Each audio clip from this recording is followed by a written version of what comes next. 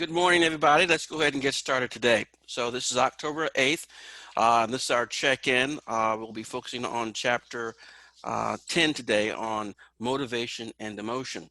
So as I say all the time, if you are dropped or if I'm dropped from this particular session and do not return within 5 minutes or so, just check for the recording of this information and session that will be posted on your Canvas site. Okay, so one of the things I want to make sure that we understand as to why I do these sessions, the purpose of the meeting again is to review key information that we've covered so far this particular week and provide you guys an opportunity to ask some live questions. Before the session even started today, I did ask a question of someone who wanted to know something about the paper. Also, as is normal, you can see at the very bottom here, there's a using the chat feature, send me a message present so that I can also count you. So when I start divvying up some points for some extra bonus points here, I'll be sure to include you. I insist that you do that. I'll try to remind you a little bit later for those who may have joined us a little bit later after this particular slide. But there was a couple of sessions where some people, I knew we had more people there, but only a few people sent in the present message to me. Okay, so we'll be looking at... I can say that because the reason why is you guys keep coming in after this, you show the slide. That's right, why. exactly. So I'll try to remind people of that a little bit later. So we're going to be going over the summary of some of the information that you may have seen already in the recorded lectures. There'll be a few items I want to remind you about, including the paper a little bit later in this presentation. And then I'll open it again for a more formal Q&A, see if you have any particular questions there. Now, as I always do, I go over these slides constantly just to remind you of what the course flow is like. One of the things I want to remind you is that you have chapters that you're responsible for reading. You read those textbook chapters. You complete the quiz homeworks based on those chapters as well. I provide you with some lecture notes or the slides from these presentations that you can annotate and make your own notes on. That's always a good way to do it. And then, of course, there's the recorded video lectures, which we also now have as part of our discussion forums, so that I have a question or you give me your feedback with regard to a particular topic in the video lecture that you've observed. And of course, we have the other course videos from Crash Course Psychology and other standalone discussion forums which are listed on your syllabi. And I always provide for you guys at least a study guide in preparation for the exam. And then we have our unit exam. And I'll talk to you a little bit more about the previous exam we just finished up for the last unit. Okay, let's go ahead and get started. All right, so what we're going to be talking about today is chapter 10 as we begin this next unit. And this is going to be on two key topics, motivation and emotion. We'll start off with motivation. Motivation is a need or desire that energizes our behavior and directs it toward a goal.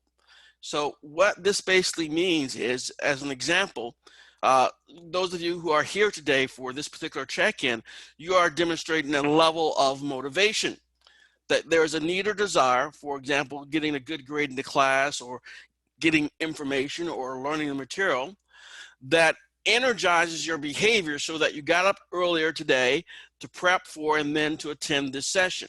So a need or desire that energizes behavior and directs it toward a goal, going to classes, getting a good grade, graduating on time, getting the job, and so on. So obviously what this indicates, as we will indicate here, is that this demonstrates that there are different levels of motivation that people have. Some people will be highly motivated, some people not so. So the idea is this motivation is something that varies from person to person. So what we're going to be talking about now is the various theories to sort of help explain the various ways in which we are motivated, what our behavior is, why do we have the energy to do certain things, to do certain behaviors towards certain goals, to certain ends.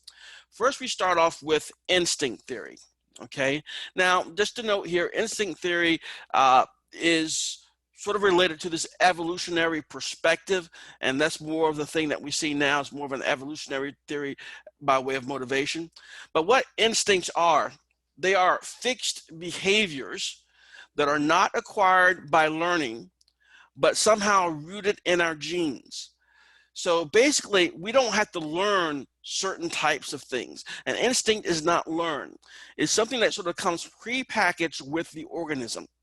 Now, humans do have reflexes.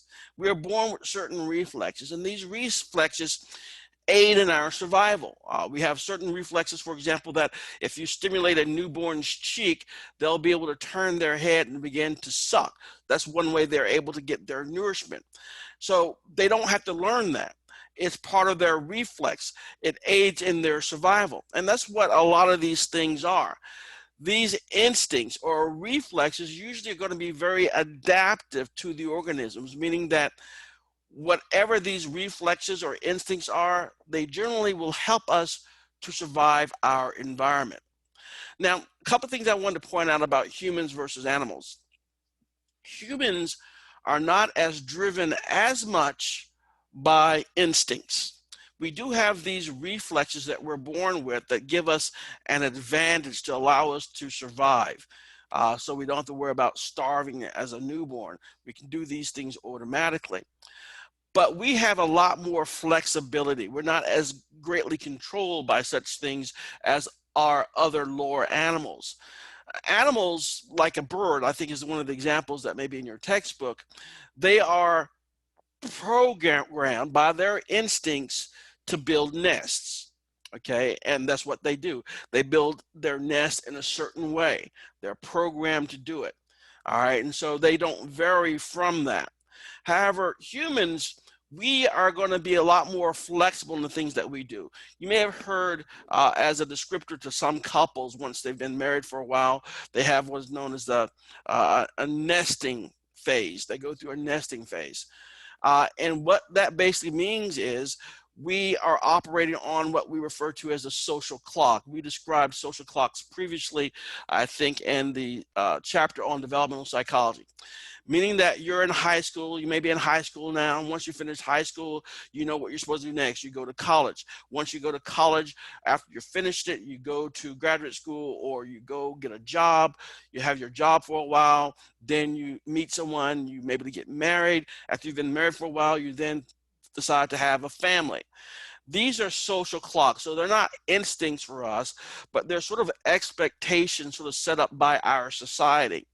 And so we can follow along those social clocks or ignore them, but they're not so powerful as instincts that we see in other animals. So instincts are probably more pertinent to lower animals than they are to us by way of how they motivate certain types of behaviors towards certain types of goals. So that's instinct theory and the evolutionary perspective associated with it. Then we have drive reduction theory. And drive reduction theory first starts off with this aroused, tense state, a state of uncomfortableness called a drive. When we have a physical need, for example, one of hunger, the body has not eaten in some time, therefore it is hungry. All right. And you have this drive in you now that makes you feel uncomfortable. You may note sometimes that if you haven't eaten in a while and someone says something that's somewhat aggravating to you, you may get somewhat angry at them. Okay. You're not as pleasant a person as you normally are if you're well fed. This is because you have this aroused, tense state in you that's caused by you having this physical need, this drive. So what it comes down to, this tense state is something that we want to get rid of. We want to get out of that particular state. We want that tension or that uncomfortableness to go away. And that's where DRT or drive reduction theory comes into play. We are motivated to reduce the drives. We want to reduce this tension that we have. We want to get back to a state of internal balance. And what I mean by internal balance, I mean we want to get back to a state of homeostasis, that we are not overstuffed and we're not starving. We're in that sort of sweet spot that we're okay when it comes to food. We want that tension, however, to be going away, because that tension is very uncomfortable to us and we want to get rid of it. So this is what happens. The body requires some food. So we have a need for food, which initiates a drive. This is this psychological state of uncomfortableness, of tension, okay, the drive. And then we are going to be led to drive reducing behaviors, the types of things that will get rid of this tension, get rid of this drive. So we need food. We have the drive, the hunger. We have drive reducing behaviors. We go to Taco Bell. So by going to Taco Bell and eating whatever food they have there, the drive, the tension from that drive goes away. It dissipates. Therefore, it no longer is a motivating factor to us. Now, I want to note one other thing too, because we just finished the chapter not too long ago on learning, where we talked about negative reinforcement, positive reinforcement. This is an example of negative reinforcement. Think about what that is. Negative reinforcement means that something is taken away, and whatever led to that something being taken away is going to be more likely to occur in the future. That's the reinforcement part. So in this example, we have this tense state, this drive, this uncomfortableness. And we did something to get rid of this uncomfortableness, this tension in us. We went to Taco Bell.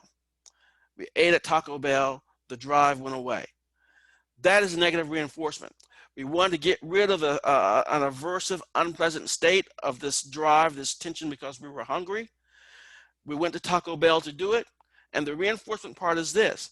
In the future, when we have similar hunger in the future and we are driving around, we happen to be around a Taco Bell, we're more likely to go to Taco Bell or any other restaurant just to reduce that drive in us. So here we see not only the motivation, but also the learning, which will also reinforce those drive reducing behaviors of going to a Taco Bell or a Burger King or a McDonald's. All right, before I move on, I want to see if there are any questions you have about that for now, before we move on to the next topic. I'll pause for a few seconds here. Okay, no questions. All right, so as we continue our observation and discussion here of motivation, we go to another form of motivation that we want to talk about, arousal or optimization theory. All right, arousal optimization theory.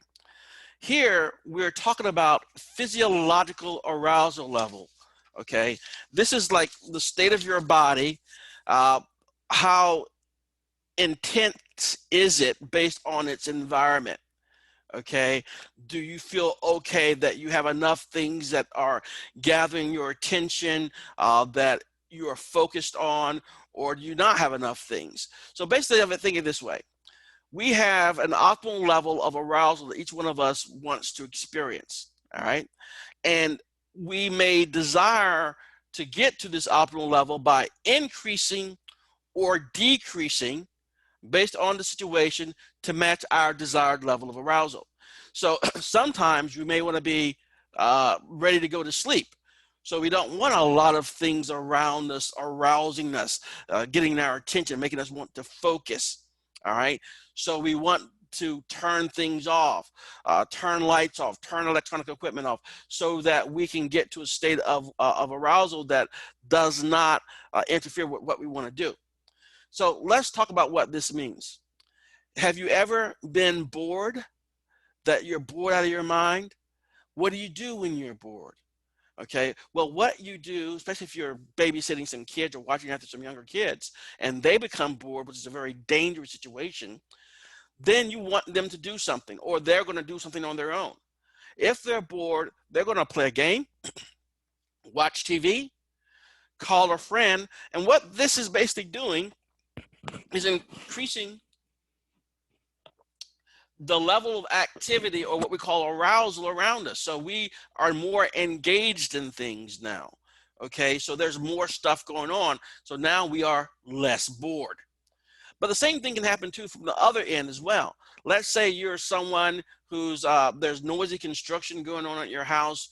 You're also taking care of a bunch of kids and they're getting all rowdy, and you just have had enough. There's just too much stuff going around, and you go seek a quiet room to decrease the level of arousal around you, to make things somewhat more calm, because that's what you require at that time by way of your level of arousal, the things that are engaging your attention, taking energy and resources away from you.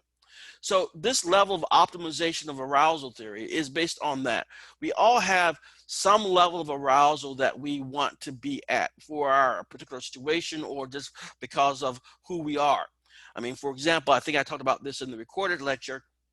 If you have a motorcycle as your primary vehicle, I would assume that compared to someone who has a SUV, sport utility vehicle, you who have the motorcycle may require a little bit more fun activity or higher arousal level to an extent when you're going to pick up milk from the grocery store, because there's more things that you pay attention to, more things that you have to do in order to ride a motorcycle.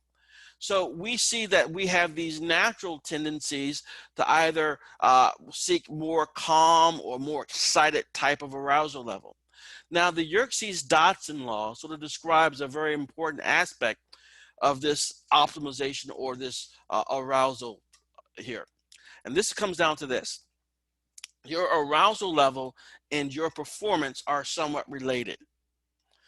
In the first graph we see here, we have the blue distribution here of a difficult task, and the red one is an easy task.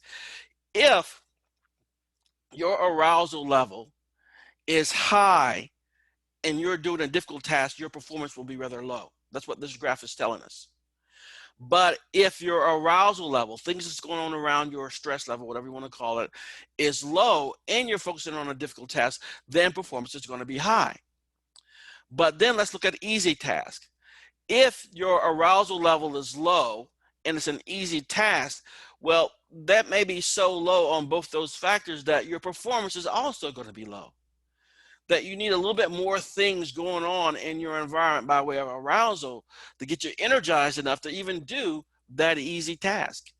Now, this could be a description, may not be exactly perfect for you guys, but it could be a description that some people have when they have paper assignments where you wait until the very, very last minute. The idea is this, is that you are using time as sort of a stressor or arousal level, that you're not going to work on a paper as soon as you got it assigned to you the first day of class. You're going to work on that paper a little bit closer to the due date, because that's when you're going to be energized enough, motivated enough because of the time pressure in order to do the task required. For example, going online and researching for something for 2 or 3 hours at a time. Now, the other thing about Yerkes-Dodson law is about optimal stress and enhanced performance. For example, they used in your textbook, I believe, the idea of an exam. When you're taking an exam, you don't want to have too little stress or too high stress. If you have too little stress while you're taking an exam, you can be so tired and so relaxed that there's not much going on that you go fall asleep. Or you could have too much stress. You're so stressed out, you can't even know what your name is, and therefore you're not going to perform well on the test. So what they suggest is a moderate or medium level of stress or arousal level is usually going to optimize one's performance when taking things like a test. All right, I'll pause there to see if there are any questions there for now. Or has anybody ever experienced anything like that where you're being so stressed out, you perform very poorly on some sort of assessment or exam? I know I have.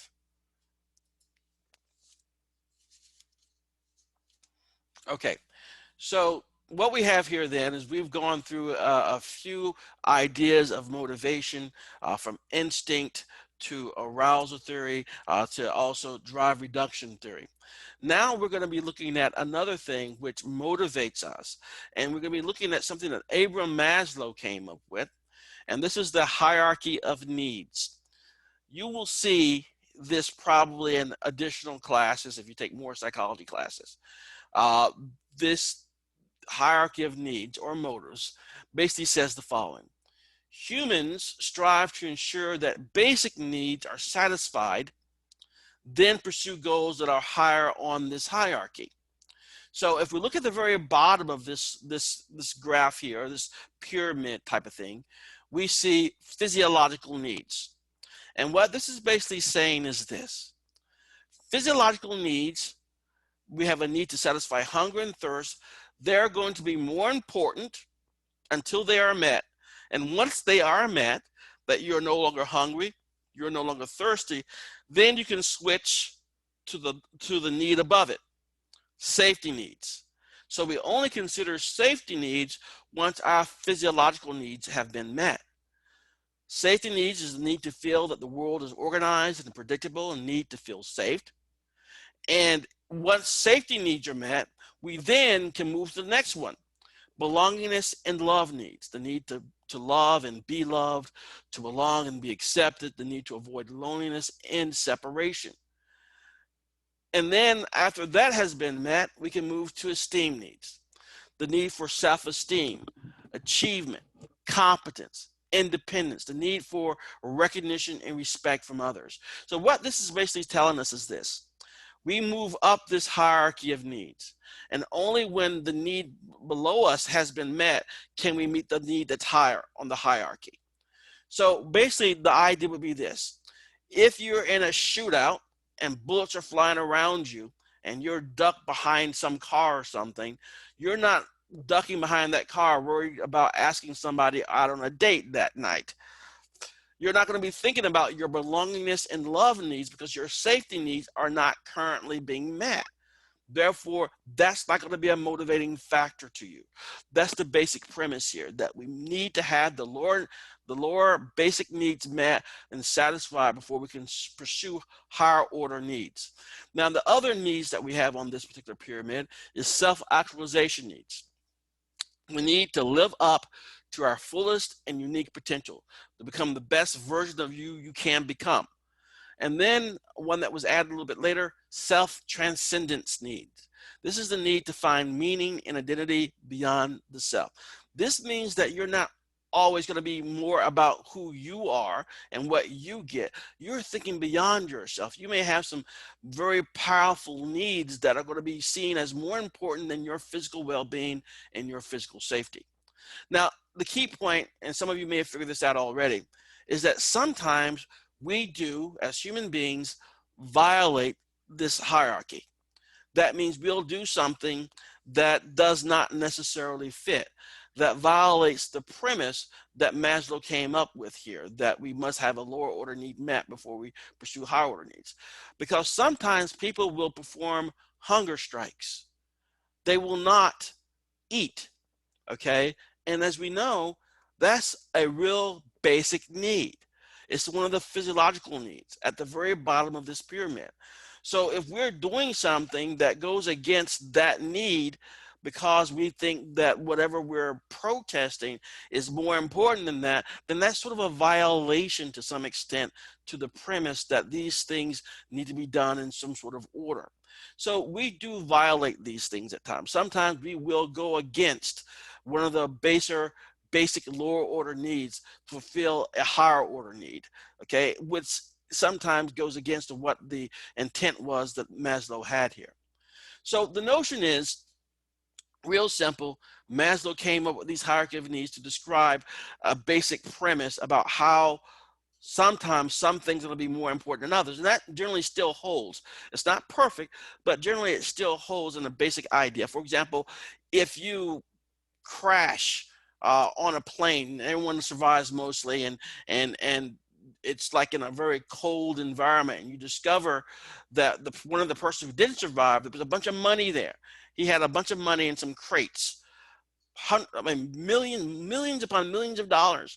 And then you say, we can all split this money. That's fine. The survivors are going to say they're going to split the money. But then the weather is so cold, and you realize there's very few things around there to start fires with. Well, you will start burning that money before you know it, because you're going to have other physiological and basic needs that have to be met other than the need for this money that you can use a little bit later.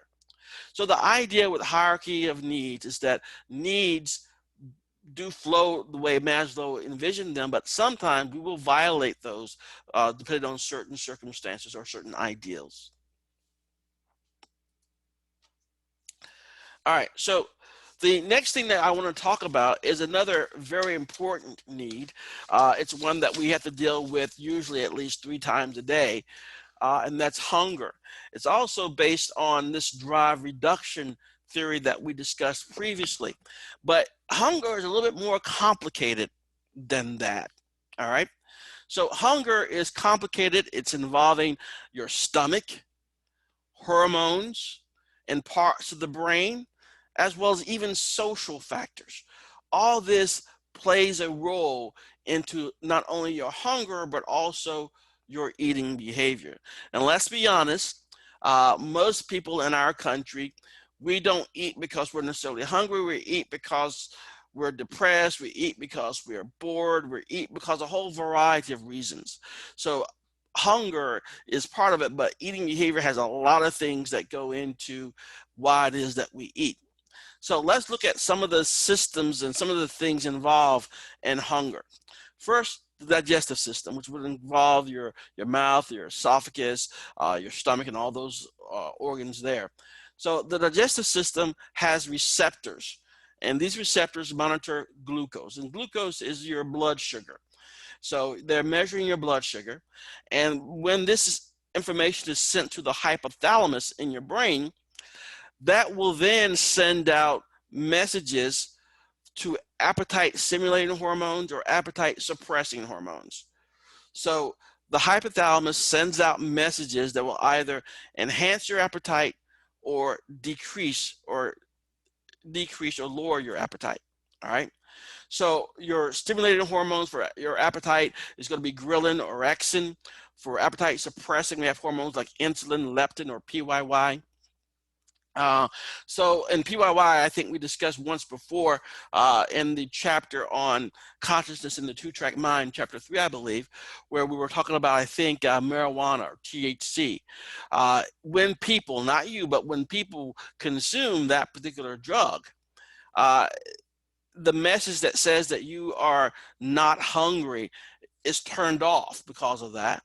Therefore, then you are more likely to eat more and just keep eating. And that's what they refer to as the munchies, okay? Now, the other thing that has a great deal of influence on our eating behavior, other than the physiological systems here, we have taste preferences. Universally, we tend to have a favorite carbohydrates. We like them. Now, why carbohydrates? Because carbohydrates do something to us. It does. For example, when we eat a bunch of carbohydrates, our serotonin levels tend to rise. So if you are depressed or you had a really bad day, you go consume some carbohydrates. Serotonin levels rise. And remember, serotonin is that neurotransmitter that when we have it active for longer periods of time in our brain, we feel less depressed, okay? So that's what's going on there. But we also acquire through exposure other taste preferences of certain types of foods. It could be based on one's culture. So for example, some of you may have eaten brains before, pig brains or cow brains or tongue or pig guts, okay, or chicken feet. These are some of the things that I'm aware of that people do consume and eat based on one's culture, usually a Southern culture, for example. But the idea is that these taste preferences are just that, preferences. And of course, we know too that some cultures spice their foods in certain ways. These also are going to influence what type of food that we like to consume. All right, so these taste preferences do play a role as well. Now, there are other factors too that play a significant role in how much we eat. Okay, for example, social facilitation. And we'll see more about social facilitation in the next chapter that we'll be covering on social psychology. But social facilitation is the presence of others enhances our tendencies. So let's say you tend to eat a little bit less than the average person.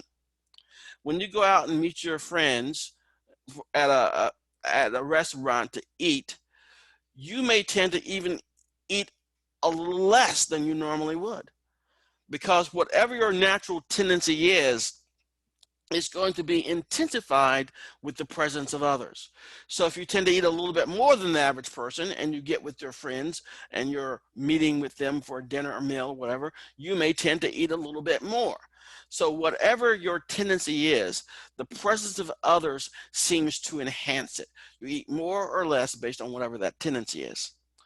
The other thing that we see as well, according to the research, is something called unit bias or serving size. If The serving size, if is larger, we will eat more. So basically, when you go to that fast food restaurant and they upsize or supersize something, it will entice you to just eat more of it. What this is suggesting here is that you may be eating more than you actually need or desire or want, but you will eat it because you have more there. So the serving size will entice you to eat more. And then we have buffet effect or selections. Basically, when you go to a buffet, you will eat more. That's what it comes down to. You will eat more because there are more options available to you.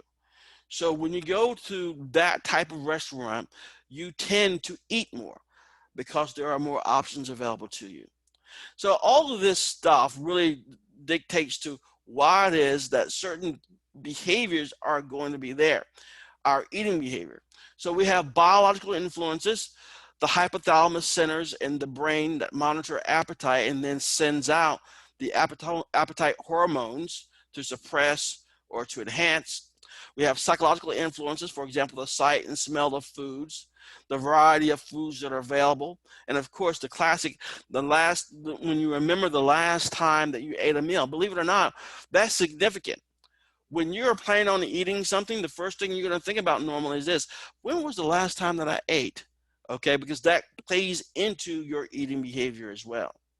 It may not slow you down necessarily, but it is something that is considered. And then we have the social cultural influences. These are the culturally learned tastes and preferences for certain types of foods, responses to cultural preferences for appearance. So we know some types of foods we won't eat because other people in our culture tend to shy away from that type of food as well. So the social factors will play a significant role in why it is that we eat certain things or avoid certain things. All right, so that's what I wanted to cover about hunger and about our eating behavior.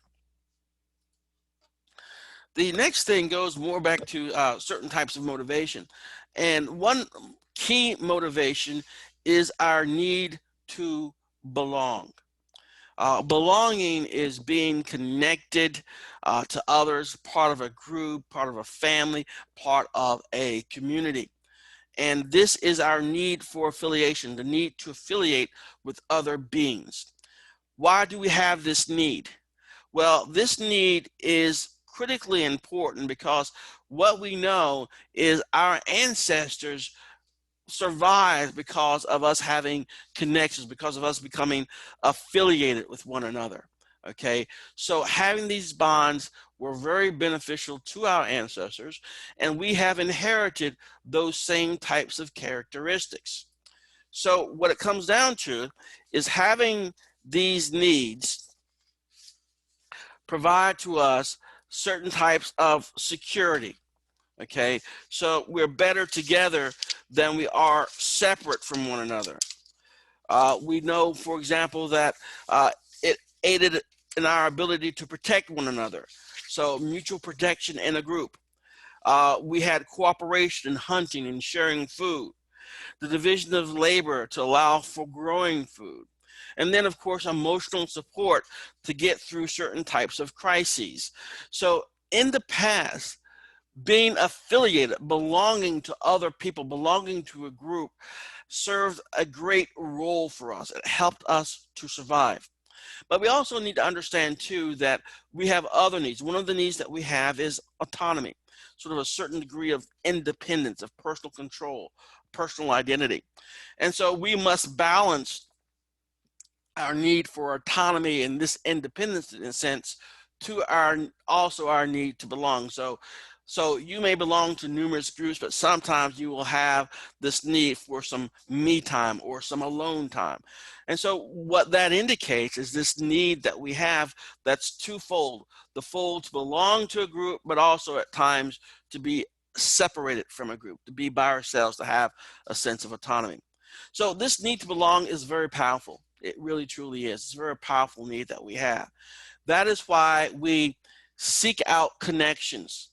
We want to belong to groups. We want to have a group of friends. We want to join certain clubs and associations and societies to have these connections. All right. And also, it's so powerful that sometimes we will change in order to fit in with a particular group. We'll change our hairstyle.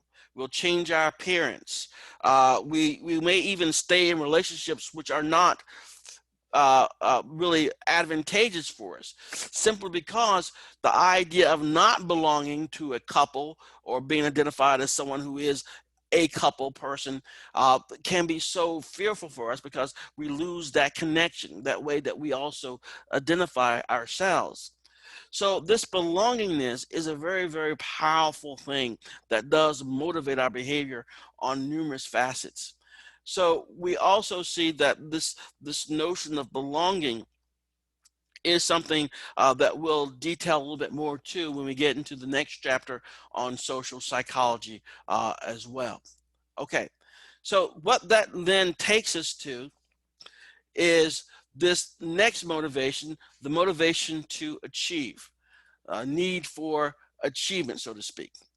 We all have a desire to accomplish goals, master skills, to meet standards that have been set for us, and to control our environment and our resources.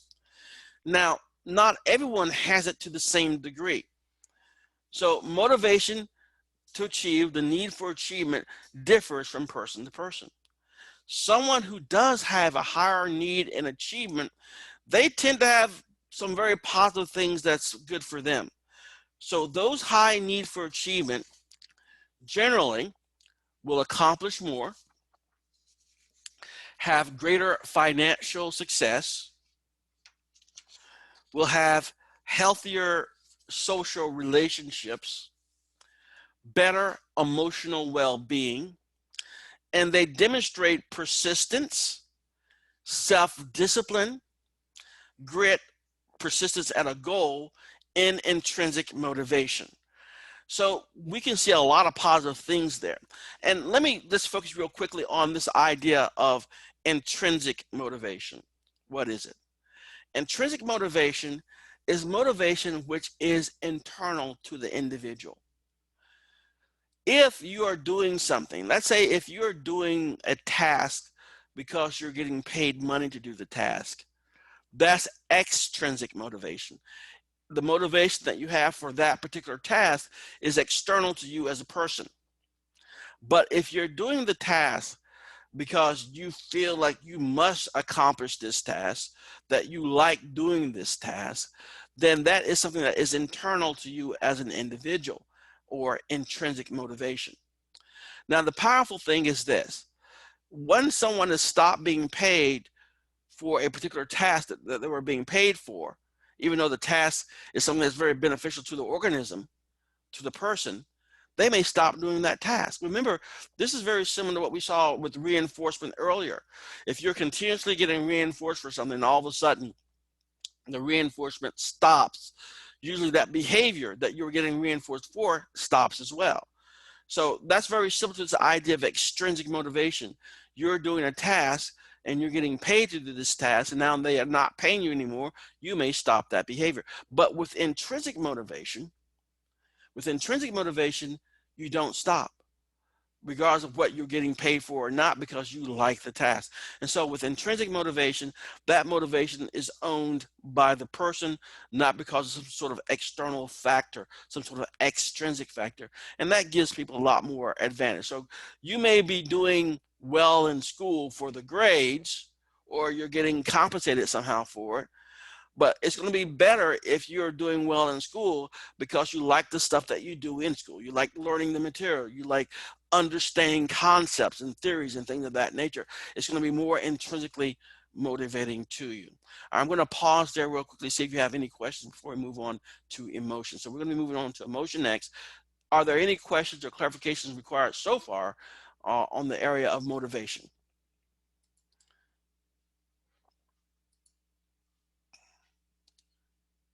Okay, I don't think there's anything so far. And you can send me a chat if you don't want to say anything. Okay. So we have covered some of the key items that I wanted to address dealing with motivation. So now we're moving to emotion. All right, let me go ahead and let you know that I've added a few slides since I sent that file to you last night. Slides that will add a little bit more detail and give you a little bit more clarity, hopefully, on some of these concepts.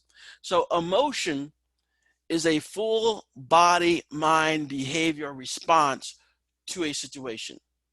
Okay, so emotion will involve the body, the mind, and behavior based on some sort of situation, some sort of event that you're responding to. All right. Now, I want to make sure there's a sort of a delineation between this idea of emotion and mood.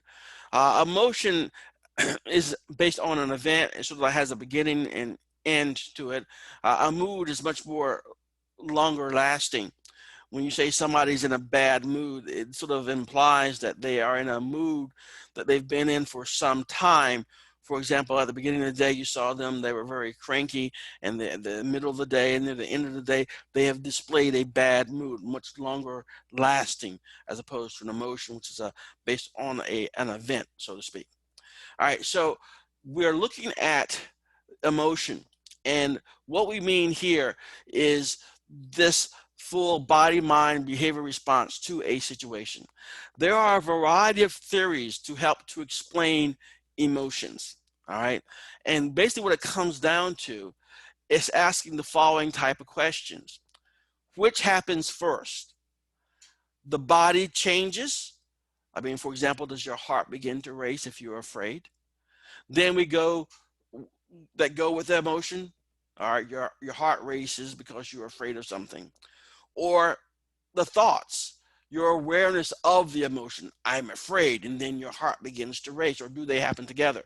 So a lot of these theories are based on the sequencing of events. When does the physiological stuff in the body happen? When do the thoughts about the emotions, of the awareness of the emotions happen? So let's look at James Lang. James Lang, they were basically saying our awareness of our specific bodily responses to emotion, arousal, stimuli. So what James Lang is communicating is the idea that what happens first is that our body will go through some sort of physiological change. Something's happening with our body. So we observe our heart is racing after a threat, and then we feel afraid. So the idea here is that we see the physiological change first, and then we feel afraid. So the body changes first, our heart begins to race, and then we feel the conscious awareness of fear. Cannon and Bard had a different perspective. Cannon and Bard basically said we have the bodily response, the heart racing, and the subjective experience of fear. So they're saying these two things, the physiological changes in the body and the subjective experience of fear, happen simultaneously at the same time. So James Lang says body changes first, then we feel afraid. Cannon Bard says the body response and the feeling afraid happen at the same time. Then we have Schachter Singer. Two factors. They say that we have this arousal level, so we're feeling stress or tense for some reason, generalized arousal. Then we consciously have a label that we put on the feeling that we're having. So arousal could be labeled as fear or excitement depending on the context. So it's fear in one context and you're simply excited in another context, because the arousal is going to be generalized and not one way or another, and we don't know what the emotion is until we label it. Then we have the following individuals, Zanjonc and Ledoux, okay, where they're saying that we have an instant before cognitive appraisal, we automatically react to a sound in the force before appraising it. So here, what these last two, Zanjonc and then Lazarus later, what they're both talking about are things that we may not be consciously aware of. That there are certain types of emotions that may go on in us to which we have no conscious awareness of. So we automatically react to a sound. okay, without necessarily being consciously aware of it before we appraise it. Lazarus is basically saying the same basic idea. Sometimes without awareness, we may appraise something as being fearful or not. For example, we hear scraping on the window outside our bedroom at night during a little bit of a storm, and we say it's just the wind, or it could be identified as something much more dangerous. So basically with Jean-Jacques and Ledoux and Lazarus, they're talking about the possibility that we may not be fully aware of the emotions and things of that nature, what's in our behavior as a result to it. All right, let's look at some of the details, some of the slides that I did add to hopefully clarify some of these ideas and concepts. First, I talked about Schachter-Singer two-factor theory of emotion, and I just want to communicate what this is basically saying. So emotions, according to Schachter-Singer, do not exist until we add a label to them. So that's what I want to emphasize. So they have this general arousal, and we don't have an emotion until we identify why we're going through that particular arousal, whatever the body sensations are that we are feeling. So I face a stranger and my heart is pounding. Is it fear, excitement, anger, or lust? Or do I have too much caffeine? The label completes the emotion. So when we decide which one it is, one of the reasons why my heart is racing, that is when we actually have the emotion. Now, let me describe what I described to you in the video recorded lecture earlier. In a Schechter-Singer study, they gave subjects an injection that caused their arousal level to be excited, to be intensified. They gave them a shot of adrenaline. So they didn't know what the shot was supposed to do. They weren't told what it was. So all of a sudden, they're feeling tense. They're feeling aroused in some fashion here. So what happened is this: they gave them the injection, and then they told them to fill out a survey as to assessing what they were feeling at that moment. And what happened is this: they would be filling out this survey in the presence of other people. One group had people who are acting very happy, and glad and excited. And what the subjects did who had gotten this injection, this generalized arousal, without having known why it was happening in their body, they identified their feeling, this arousal, as being happy. Another group were around sad people. The subjects identified themselves then as being more sad, and so on and so forth. So this was called the spillover effect, because basically whatever the people were in that room were conveying to the subjects, they interpreted themselves as experiencing that as well. You can almost imagine that this would be something similar to if you're at a party and everyone at the party is demonstrating they're very, very happy. You may even get an spillover effect there as well, that you in turn may journalize the arousal that you're feeling as you too being happy. So that's the Schachter-Singer two-factor theory, that it's very important for us to label that arousal that we're feeling, and that's when we actually have the completed emotion. Then Jean-Jacques and Ledoux and Lazarus, this is emotions without awareness or cognition. Some emotional reactions, especially fears, likes, and dislikes, develop in what we referred to previously in class as the low road, okay?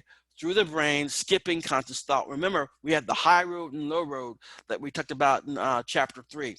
The low road is our level of unconsciousness. So we're not consciously aware of things going on in our low road. The high road, we are. So what they're basically saying here is that there are going to be certain types of reactions, emotional reactions that we have, that will be in the low road. Okay, so if we see the graph of the woman here, the one that's on the left side, we see that there's a fear stimulus there. It goes to the thalamus, where is the great relay center of all of our sensory input for the most part. And then it's sent on to the amygdala, where we have our fear response. But what they bypass there is the brain, the cerebral cortex. So without things going to the cerebral cortex, we have no idea of what's happening. So that fearful stimulus there, we do react and respond to it. We're just not aware of it consciously. So that's very speedy It happens rather quickly, but we have no awareness of it. The one on the right demonstrates it slightly differently. We still have the fear stimulus going to the amygdala and having the fear response, but it's also being sent to the cerebral cortex here. So now we have conscious awareness of it. Now, the eyes that we see on the left side here, in one study, people showed an amygdala response to certain images above left. These are eyes, okay, without being aware of the image or their reaction. So this is going to be something that was shown to them at some subliminal level that they're not consciously aware of. But yet, even though they're not aware of it, their amygdala lit up, indicating that they had their fear response to it. They noted it, but they have no conscious awareness of it. So that's emotionality, just that we don't have any conscious awareness of it. And that's what Zanjok and Lodeau were sort of communicating. Now, to wrap those ideas up, to summarize, I brought this slide out. So we have this emotion can include the appraisal of the stimulus, such as it is or a threat or not. So we have a car heading toward us. Okay, that's the fear stimulus. And according to James Lang theory, we have the pounding heart, and then we experience the emotion of fear. The Cannon-Barr theory basically says we have the pounding heart and fear simultaneously. The Schachter-Singer two-factor theory is basically saying the following, that we have the pounding heart, and then we cognitively label why our heart is racing away with us. I'm afraid, and then, and only then, we have the fear of emotion. Now, this is another trippy idea here. Avoiding the highway today without identifying or explaining any fear at all could be an example of the low road. So you had some sort of fear based on something, okay, and you just avoided the highway altogether that day, but you're not consciously aware as to why you did it. And that, again, is having the emotional reaction to something without being consciously aware of it at all. All right, so those are some of the theories of emotion that I wanted to make sure that I gave you a little bit more detail on than I previously had when I sent out the presentation to you earlier. I apologize for that, but I think this helps us out a little bit more. Okay, so now we have these basic theories of emotions behind us. Now let's get into some other details as to what some of this may mean to us. First, let's note the following. Gender and emotional expression and detection. We talked about this in chapter 5 when we talked about gender, sexuality, and things of that nature. There are differences, some differences between men and women in certain areas. So women seem to have greater and more complex emotional expression. Okay, so they are more expressive emotionally. Does not necessarily mean they're more emotional, but they're more expressive. I think there was a study that we talked about in the previous lecture where they were people, males and females, were shown films that were designed to either make you really laugh or cry, and they were monitoring the faces of men and women who were watching these films. And the basic summary is this, is that the women displayed more expression, emotionality expressively than the men did. But when they checked on the emotionality using surveys, there really wasn't that great a difference between the emotionality of men and women, I believe, but the expression was different. Women are also more skilled in detecting emotions than men are. So they are more detailed oriented at times to focus on things that some may not. And research does bear this out, that women do seem to have a little bit more detailed focus on things when they're looking at something, more so than men. And we see this also plays in detecting emotion as well. Now, of course, this doesn't mean that every female has these abilities and not every male doesn't have these abilities. These can be seen as overgeneralizations at times, but we do have some support for this in the research. So people tend to attribute emotionality, unfortunately, to dispositions in females and attribute men's emotionality to situations, which is one way of saying that women are more emotional than men and cry at the drop of a hat. And if a man is crying, it's because of a specific situation. It's not because of a characteristic that they possess. All right, so we do see that. Now, a couple of other things too that I want to make sure we cover here is that we also see some emotions as being more male, changing our perception of gender neutral face. For example, we have the following face here, male or female. This face is designed to be androgynous or gender neutral. It has male and female characteristics at the same time. Therefore, you will tend to see this face as being very gender neutral, androgynous, neither male or female. But all we have to do to make this less so is to make the face look a little bit more angry. And then what happens is the face now is going to be seen more as a male face, because we tend to, again, think of the emotion of anger being more related to males as opposed to females. And again, we saw some of this research previously as well in chapter 5 on sex and gender, where we know that when it comes to certain types of emotions or extreme emotions, we tend to see it more with males as opposed to females when it comes to aggressiveness or anger. All right, so that gives us the basic indication that the expression and detection of emotions, and also associating certain types of emotions with a gender, does happen as well. So, are there universally recognized emotions? There seem to be some universally understood facial expressions. People from various cultures will agree on the emotional labels of certain faces, the ones that we have here on the right. Okay, that they all tend to agree what's a happy face, what's a surprise or sad face, and things of that nature. But people in other studies did have more accuracy in judging emotions from people from their own culture. Okay, so there is a somewhat of an in-culture type of bias there. And of course, I already showed you this, but that's happy, that's surprise, sad, afraid, anger, and then discuss. So we see that these things seem to be somewhat more of a universal type of thing, or at least global, so that we can identify them no matter what culture we are from. Okay? All right.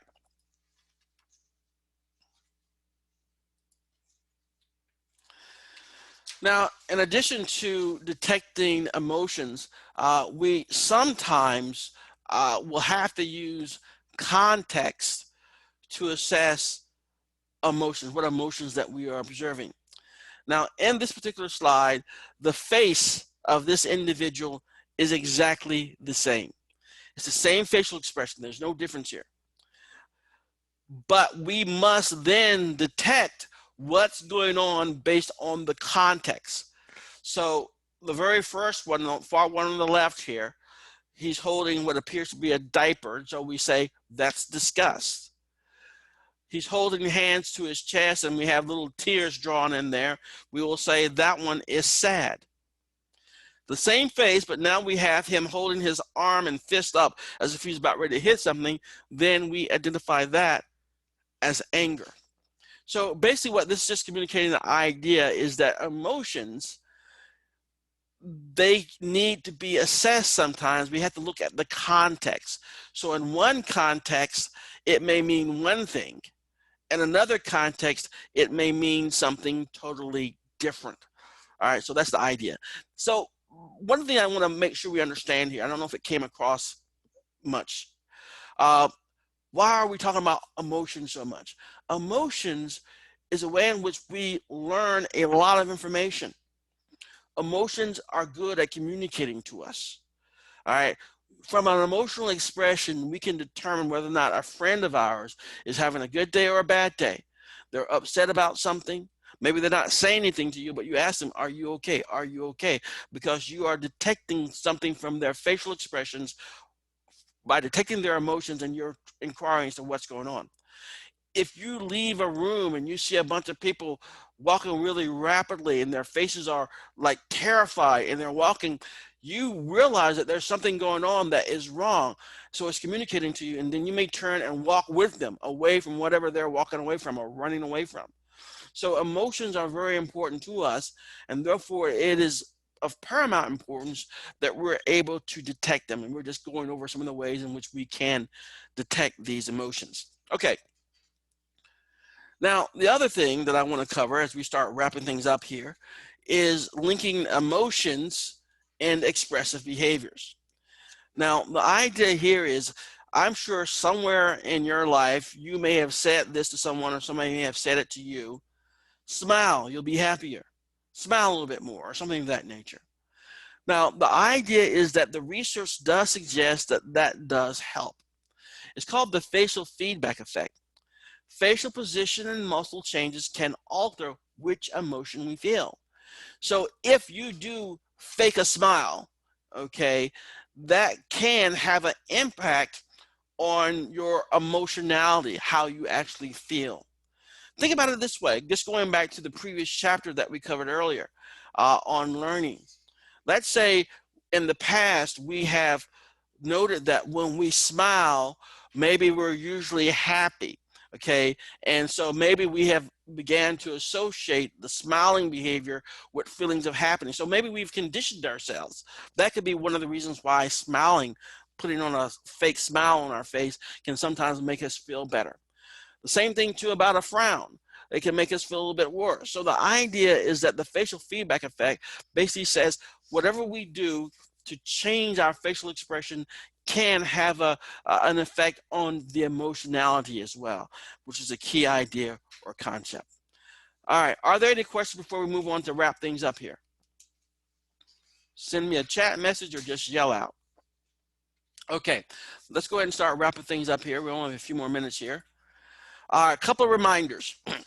We are now getting close. I think it's the 18th, I think, is the due date for the current event paper. I've had a few questions pop up.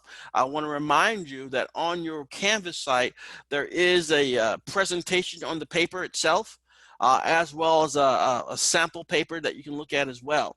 So those are under paper topic resources on your Canvas site.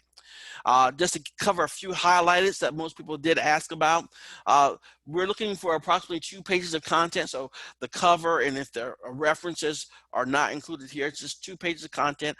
It's not going to be like a dead set amount, okay? But usually 2 pages of content usually covers the topics relatively well. It should be double spaced. Cover page and references page are not included in the 2 pages of content. There is a sample on your Canvas site that's provided for you to look at, as well as some other writing tools.